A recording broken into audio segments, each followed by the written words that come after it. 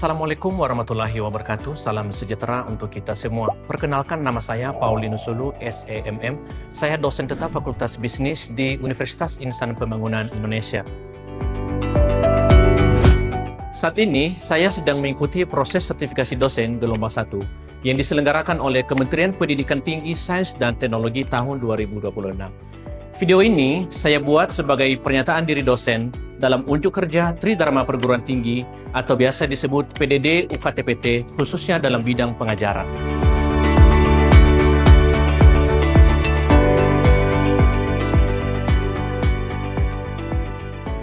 Pada kesempatan ini, saya akan memaparkan mata kuliah yang saya ampu tentang kewirausahaan 1 dengan kode mata kuliah MNSWP 421. Mata kuliah ini merupakan mata kuliah wajib yang ditujukan untuk program studi manajemen semester 4 dengan bobot 3 SKS. Deskripsi mata kuliah kewirausahaan 1 yaitu memberikan pemahaman mengenai konsep, prinsip, dan praktik dasar kewirausahaan sebagai landasan dalam membangun jiwa entrepreneur. Pembelajaran mencakup konsep dasar kewirausahaan, karakteristik dan nilai kewirausahaan, kreativitas dan inovasi, model bisnis, analisis peluang dan risiko usaha, studi kelayakan bisnis dan investasi, strategi bisnis, pengembangan usaha kecil, etika bisnis, serta kewirausahaan dalam konteks global. Melalui pendekatan analitis dan aplikatif, mahasiswa diharapkan mampu mendefinisikan peluang usaha, menganalisis kelayakan bisnis, mengambil keputusan bisnis secara tepat, serta menyusun rencana bisnis sederhana yang inovatif, etis, dan berkelanjutan. Adapun capaian pembelajaran lulusan atau CPL pada mata kuliah kewirausahaan 1 yaitu CPL 1 memiliki sikap inovatif dan berjiwa entrepreneur dalam menghadapi tantangan bisnis. CPL 2 menguasai konsep kewirausahaan dan strategi bisnis untuk meningkatkan daya saing organisasi. CPL 3 mampu menganalisis situasi bisnis, mengidentifikasi masalah, dan membuat keputusan berbasis data. CPL 4 mampu mengembangkan dan melaksanakan proyek bisnis dan entrepreneurship yang berkelanjutan. Selanjutnya, capaian pembelajaran mata kuliah CPMK yaitu CPMK 1 menjelaskan konsep dasar kewirausahaan, karakteristik kewirausahaan, etika bisnis, serta peran kewirausahaan dalam pembangunan ekonomi dengan menunjukkan sikap inovatif dan berjiwa entrepreneur. CPMK 2 menganalisis peluang usaha, kreativitas, inovasi, model bisnis, serta risiko bisnis sebagai dasar dalam pengambilan keputusan. CPMK 3 mengevaluasi kelayakan usaha melalui analisis pasar, teknis, keuangan, dan strategi bisnis untuk menentukan alternatif pengembangan usaha yang tepat. CPMK keempat merancang gagasan usaha atau rencana bisnis sederhana yang inovatif, beretika, dan berorientasi pada keberlanjutan berdasarkan hasil analisis lingkungan bisnis. Adapun kegiatan perkuliahan dilaksanakan sebanyak 16 kali pertemuan. Pertemuan ke-1 sampai dengan ke-7 adalah penyampaian materi, pertemuan ke-8 adalah pelaksanaan ujian tengah semester atau UTS, selanjutnya pada pertemuan 9 sampai 15 penyampaian materi, dan pada pertemuan ke-16 pelaksanaan UAS atau ujian akhir semester. Metode pembelajaran dilaksanakan secara blended learning, yaitu melalui tatap muka dan online, dengan diskusi, tanya jawab, dan presentasi interaktif di kelas. Adapun media pembelajaran menggunakan program Zoom Meeting, Google Meeting, Google Classroom, Google Form, dan WhatsApp. Materi perkuliahan baik berupa modul dan RPS dapat diunduh melalui Google Classroom. Metode penilaian. Adapun penilaian mahasiswa mencakup beberapa aspek, yaitu nilai etika bobot 10%, absen 15%, tugas 20%, UTS 25%, dan UAS 30%. Berikut adalah video proses pembelajaran mata kuliah kewirausahaan 1. Mari kita simak bersama. Bisa kita mulai? Baik. Assalamualaikum warahmatullahi wabarakatuh. Waalaikumsalam warahmatullahi wabarakatuh. Selamat malam. Apa kabar? Baik. Sehat? Masih semangat? Masih. Baik, saya senang bisa ketemu Anda kembali malam ini dalam keadaan sehat dan penuh semangat ya. Malam ini kita akan lanjutkan materi kita tentang kewirausahaan dalam konteks global. Namun demikian, sebelum kita berdiskusi tentang materi ini, saya akan mereview kembali materi yang di minggu lalu. Ada yang masih ingat gak sih materi minggu lalu? Masih. Tentang apa? Etika, bisnis, dan kewirausahaan. Oke. Etika, tentu kita harus tahu etika ya. Anda ini nanti kan menjadi pengusaha ya. Nah, kita harus paham tentang etika. Apa sih itu etika? Etika bisnis adalah komitmen untuk melakukan apa yang benar dan menghindari apa yang salah. Oke, berarti orang dituntut untuk harus berbuat yang benar, menghindari yang salah. Artinya nggak boleh curang gitu ya? Oke, nggak boleh curang ya. Itu etika dalam berbisnis. Nah, etika bisnis ini penting bagi setiap pelaku usaha. Kenapa? Supaya bisnisnya berjalan lancar. Kan bukan hanya mikirin sesaat orang berbisnis. Pasti memikirkan jangka panjang gitu ya. Memikirkan jangka panjang. Nah, itu etika dalam berbisnis. Nah, kemarin kalau tidak salah ada beberapa tanggung jawab perusahaan dalam hal etika ini kepada stakeholder atau kepada pemangku kepentingan. Ada yang masih ingat gak itu? Ada. Apa saja sih itu yang harus diperhatikan oleh perusahaan terhadap beberapa stakeholder itu? Siapa saja mereka itu? Yang stakeholder itu atau pemangku kepentingan itu? Siapa saja? Yang pertama itu adalah pemasok atau supplier, Pak. Pemasok. Apa hubungannya dengan pemasok? Apa yang harus jadi tanggung jawab perusahaan terhadap pemasok? Jadi seorang supplier atau pemasok itu melakukan pembayaran tepat sesuai tepat waktu, sesuai kontrak yang sudah disepakati dari awal. Oke, jadi perusahaan wajib melakukan pembayaran sesuai dengan kesepakatan yang sudah dilakukan pada awal, ya. Nggak boleh diulur-ulur, kan biasa itu ada perusahaan kan yang nakal-nakal gitu ya. Ya, biasanya udah ada perjanjian 30 hari, molor menjadi 2 bulan gitu ya. Nah, supaya si pemasok juga dapat berkembang gitu ya. Apalagi selain itu? Kira-kira apa lagi? Konsumen atau buyer, Pak. Konsumen. Apa tanggung jawab perusahaan kepada konsumen? Karena dia itu pihak yang menggunakan jasa atau barang dari suatu perusahaan itu, Pak. Jadi buyer ini penting buat keputusan stakeholder tadi. Iya, jadi paling tidak kita ada tanggung jawab sosial kita kepada si konsumen adalah kita memberikan barang yang berkualitas sesuai dengan apa yang sudah Anda janjikan pada awal, gitu ya. Jadi jangan membohongi, ya.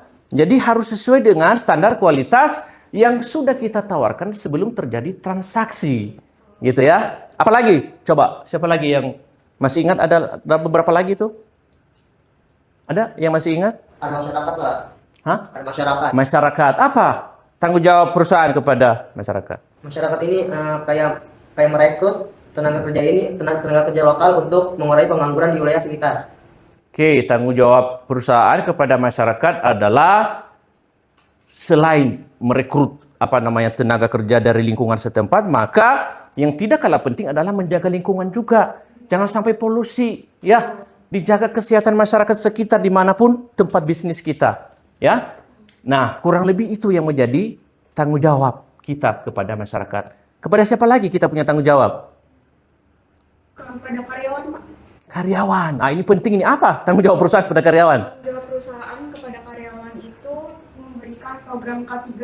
Memberikan program K3. Keselamatan, kesehatan kerja. Apa lagi? Keselamatan, kesehatan kerja untuk pelatihan program kesejahteraan karyawan. Oke, selain itu juga perusahaan harus bayar gaji ya, sesuai dengan standar yang sudah ditetapkan oleh minimum standar yang sudah ditetapkan oleh pemerintah.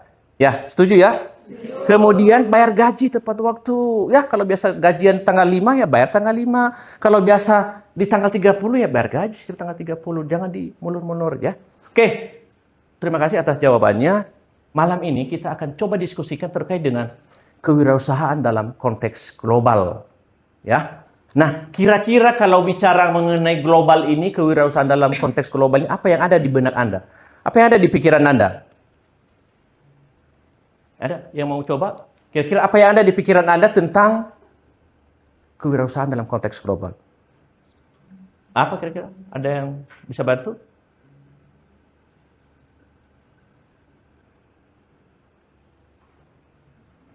Ada yang mau coba bantu? Global, bicara global. Apa sih kira-kira yang ada di pikiran Anda kalau bicara mengenai global? Tentu hubungannya dengan perdagangan internasional. Perdagangan internasional. Ya, kalau bicara mengenai kewirausahaan dalam konteks global, maka setiap pelaku usaha itu tidak lagi memikirkan hanya pasar domestik. Ya, setuju ya? Sudah memikirkan pasar global atau pasar internasional karena sudah bebas sekarang. Anda bebas menjual barang ke luar negeri. Sebagai akibat dari apa? Pengaruh teknologi. Ya, Anda sekarang memudahkan Anda untuk menjual produk kemana-mana di seluruh penjuru dunia. Menggunakan digital. Ini yang tidak kalah penting. Inilah salah satu manfaatnya kalau kita menggunakan digital marketing. Nah, coba Anda perhatikan bahwa kewirausahaan global adalah proses menciptakan nilai peluang usaha yang dilakukan lintas batas negara. Ya, artinya bahwa sudah tidak ada lagi sekat-sekat kalau bicara mengenai global saat ini. Sudah bebas kita berjualan ya di luar negeri.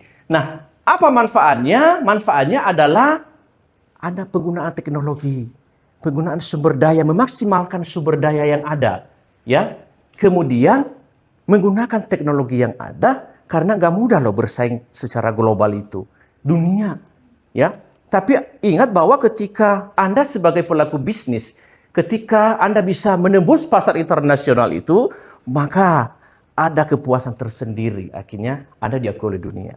Ya. Nah, coba Anda lihat beberapa teori tentang kewirausahaan tentang global ini menurut beberapa para ahli. Si Bambang menekankan bahwa wirausaha itu berbasis pada teknologi. Ya, maka menguasai pasar global harus juga menguasai teknologi. Selanjutnya menurut Suryana bahwa kemampuan membaca peluang pasar internasional dan mengelola risiko. Nah, ada risikonya juga. Inilah yang harus bisa diolah oleh pelaku bisnis itu, mengelola risiko itu supaya terhindar dari kegagalan, ya. Dan kemudian si Jeff Madura mengatakan bahwa efisiensi biaya dan perluasan pangsa pasar menjadi salah satu ya kunci dalam menghadapi pasar global. Oke, selanjutnya kita akan masuk kepada karakteristik wirausaha dalam global berbasis inovasi dan teknologi.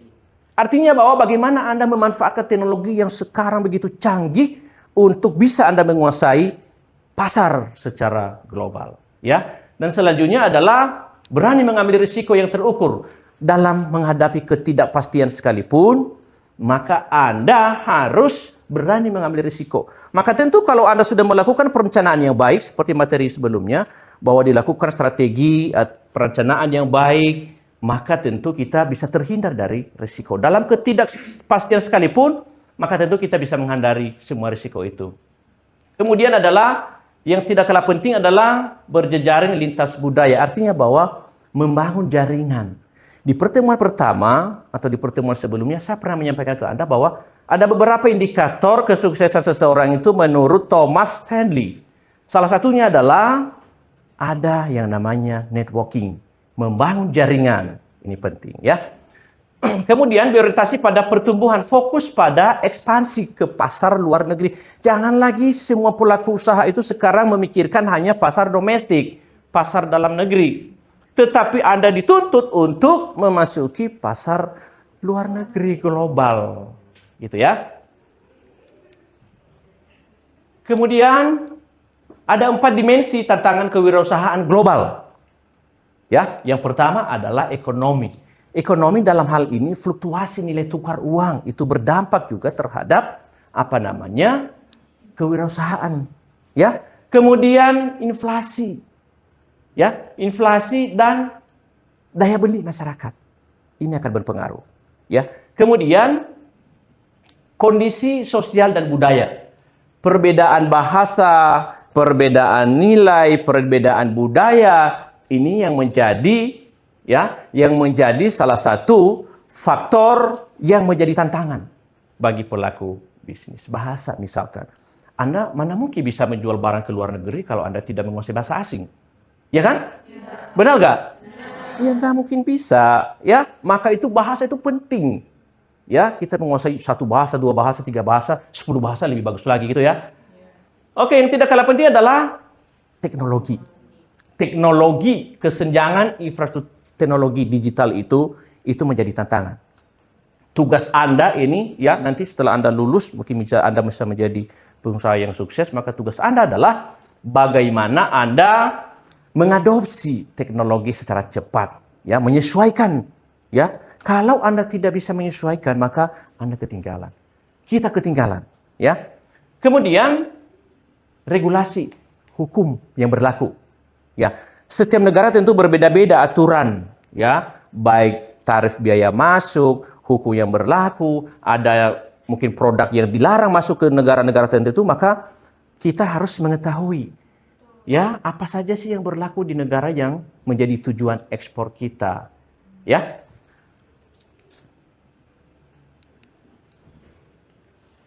Ada beberapa tantangan utama di pasar global, ya. Yaitu pertama adalah persaingan yang begitu ketat. Jelas bahwa karena bersaing beberapa negara, ya, bukan hanya kita satu negara, ratusan bahkan puluhan, ya, puluhan ribu negara, ratusan ribu, ya, orang bisa berlomba-lomba menjual barangnya ke luar negeri. Karena apa? Meningkatkan pendapatan, ya. Kemudian perbedaan bahasa tadi, ya, budaya dan tarif semuanya itu menjadi hambatan. Nah, sekarang kita masuk ke ekspor. Nah, kira-kira kalau bicara ekspor itu apa sih ekspor? Perdagangan internasional. Perdagangan internasional. Terus ada lagi yang mau bantu? Menjual barang atau jasa dari dalam negeri ke luar negeri. Menjual barang atau jasa dari dalam negeri ke luar negeri. Oke. Nah, ini ekspor ini kaitannya nanti dengan apa namanya neraca perdagangan, ya, ekspor, ya. Ini Anda sudah belajar mungkin di mata kuliah ada ekspor impor ya. Ada.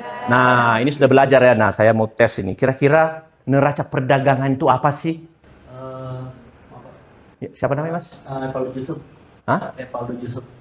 Oke, apa? Jadi neraca perdagangan itu jika nilai ekspor lebih tinggi daripada impor, itu dinamakan surplus. Jika nilai impor lebih besar daripada ekspor, itu dinamakan defisit, Pak. Oke. Jika nilai ekspor sama dengan nilai impor, itu balance. Nah, yang diharapkan setiap negara itu surplus, Pak. Jadi nilai ekspor lebih besar daripada impor. Oh, oke. Good, ya. Oke, jadi ada 3 neraca perdagangan. Ini nggak boleh lupa ini ya. Jadi yang diharapkan oleh setiap negara itu adalah surplus. Artinya bahwa ekspor barang sebanyak-banyaknya ke luar negeri agar Anda mendapatkan cadangan devisa dolar. Gitu ya. Jangan banyak-banyak impor. Gitu ya. Nah, kalau ekspornya banyak, maka kita menerima uang dalam bentuk dolar. Ya. Oke. Ada 2 jenis ekspor. Ada ekspor langsung dan ada ekspor tidak langsung. Ekspor langsung itu adalah kita menjual barang dari tangan kita langsung ke orang yang kita tuju di sana, ya. Ada juga yang tidak langsung, ya. Tidak langsung artinya menggunakan agen perantara. Nah, ada plus minusnya. Plusnya adalah kalau kita mau mengekspor barang langsung itu keuntungan besar, ya. Minusnya adalah kita tidak tahu kondisi di sana seperti apa. Nah, kemudian kalau kita menggunakan perantara tentu marginnya sedikit berkurang. Karena apa? Kita harus bayar fee, berbagi, ya, kasih komisi, ya. Kemudian kita bicara impor. Ya, impor. Apa impor? Kegiatan membeli barang atau jasa dari negara lain untuk dijual di pasar kita dalam negeri. Oke. Jadi kegiatan membeli barang dari luar negeri untuk digunakan, dikonsumsi atau diolah kembali dalam negeri. Nah, kira-kira boleh impor nggak? Boleh. Boleh ya. Nah, tadi kalau kita kembali ke neraca perdagangan yang benar adalah impornya tidak boleh terlalu banyak, tidak boleh terlalu besar nilainya, ya. Nah, gitu ya. Nah, kira-kira kalau impor itu misalkan kebutuhan pokok, boleh nggak? Hah? Boleh nggak? Kalau masih bisa diolah lewat bahan baku lokal, mendingan jangan impor. Karena jadinya kita ketergantungan impor nantinya. Ketergantungan impor. Oke, ya. Jadi sebaiknya ya impor itu hanya produk-produk yang tidak bisa diolah dalam negeri atau bisa diolah tetapi memerlukan biaya yang besar. Teknologinya mahal. Nah, itu boleh ya kita impor ya. Kira-kira ada yang mau ditanyakan sampai di sini? Saya mau bertanya Pak. Ya. Tadi kan Bapak bilang negara itu harus mengurangi impor kan. Tapi kenapa Indonesia itu masih tetap mengimpor beberapa barang yang bisa diproduksi di dalam negeri? Oke, ada yang mau bisa bantu jawab? Kenapa sih di Indonesia masih mengimpor beberapa komoditas sementara sesungguhnya masih bisa diproduksi dalam negeri? Setuju ya? Benar ya pertanyaannya ya? Siapa namanya? Dina Nadia. Dina, oke. Ada yang mau bisa bantu jawab? Ada? Oke. Kenapa harus impor barang? Salah satunya alasannya adalah untuk memenuhi kebutuhan dalam negeri. Tuh, alasan pertama. Untuk memenuhi kebutuhan dalam negeri. Ya. Kemudian alasan yang kedua, kenapa harus impor? Ya, salah satu alasannya adalah bagaimana menstabilkan harga dalam negeri sebagai pembanding. Kalau enggak juga nanti perusahaan dalam negeri itu semau-maunya aja semena-menanya menaikkan harga gitu ya. Tapi ingat bahwa sesungguhnya diupayakan impor itu seminim mungkin supaya uang itu tidak dibuang. Dolar itu kita kan kalau kita impor kan kita harus membayar dengan dolar sehingga cadangan devisa kita akan berkurang. Ya, gimana? Setuju? Atau Anda punya pendapat yang berbeda? Cukup? Oke, ya. Kemudian alasan. Nah, ini alasannya itu ya. Alasan ya memenuhi kebutuhan dalam negeri, misalkan bahan baku kalau mungkin diekspor lagi ya. Kemudian kesimpulan dari materi kita malam ini adalah menjadi wirausaha yang siap bersaing secara global yaitu membuka peluang pasar yang jauh lebih luas. Artinya bahwa meningkatkan pendapatan, meningkatkan permintaan, ya, meningkatkan permintaan sehingga perusahaan bisa bertahan hidup, bisa membayar gaji karyawan, bisa membiayai biaya operasional perusahaan, ya. Yang kedua adalah pemahaman pasar internasional serta memilih strategi untuk memasuki ekspor dan impor. Di pertemuan sebelumnya kita sudah belajar tentang strategi dalam bagaimana menghadapi persaingan yang begitu ketat, ya. Kemudian ekspor dan impor merupakan bentuk paling dasar dari keterlibatan wirausaha dalam perdagangan lintas negara. Jadi ekspor dan impor ini memang kegiatan perekonomian secara global, secara internasional ya. Kemudian yang poin terakhir adalah dibutuhkan inovasi, kualitas dan networking ya, agar kita memperluas pangsa pasarnya. Jangan lagi berpikir tentang pasar domestik, tetapi berpikir secara luas. Ya, oke. Masih ada yang mau bertanya sebelum kita akhiri? Pak, Ya. izin bertanya. Oke. Kan tadi kewirausahaan dalam pasar global ya Pak. Nah, bagaimana kalau untuk pelaku UMKM itu untuk memudahkan menjual barangnya ke luar negeri? Oke, namanya siapa? Siva ya? Pak Amelia. Siva Amelia. Oke. Bagus pertanyaannya Siva. Jadi bagaimana sih pelaku UMKM ini bisa menembus pasar internasional? Ya, salah satu caranya adalah menjalin kerjasama atau membangun mitra dengan penduduk setempat, penduduk lokal. Misalkan Anda mau menjual barang ke Amerika, kan Anda tidak menguasai bagaimana budaya di Amerika, bagaimana gaya hidup di sana, bagaimana mereka meminta barang, maka Anda harus mengajak ya warga Amerika sana untuk bekerja sama. Ya, dan kemudian yang tidak kalah penting adalah peran pemerintah. Ini penting. Ya, peran pemerintah untuk mendorong UMKM kita itu supaya bisa menjual produknya ke luar negeri melalui duta besar yang ada di masing-masing negara tujuan. Ya, nggak usah khawatir, pemerintah pasti support, pasti bantu. Ya, nah dengan kita belajar materi ini, saya berharap bahwa kita diperkaya dengan ilmu, menguasai ekspor impor, kita bisa termotivasi untuk mau memasuki pasar global. Ya, barangkali itu materi kita malam ini tentang kewirausahaan dalam konteks global. Apakah ada yang ingin Anda tanyakan kembali? Cukup? Oke, kalau sudah cukup maka pertemuan malam ini saya cukupkan. Terima kasih atas waktunya, jaga kesehatan, tetap semangat, dan sukses untuk Anda semua. Sampai ketemu di pertemuan selanjutnya. Selamat malam.